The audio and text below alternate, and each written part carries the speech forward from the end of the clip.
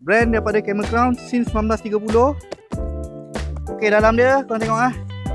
Ui, memang ringan guys. Berat dia 286.9 gram. Memang ringan guys. Mana dapat kasut running yang murah ringan macam ni. Tapak dia memang tebal.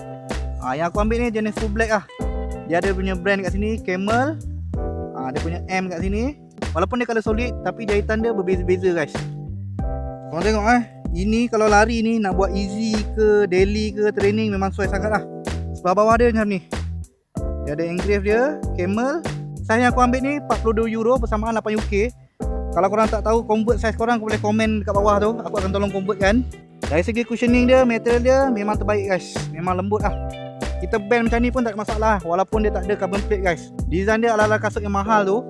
Dia punya cushioning tu memang sedap, lembut. Sebelah belakang, sebelah sisi dia. So dekat mana korang dapatkan kasut daripada Camel Crown ni? Color cantik, design menarik. Yang penting sekali memang selesa untuk korang nak buat running. Korang boleh tekan link kat bawah.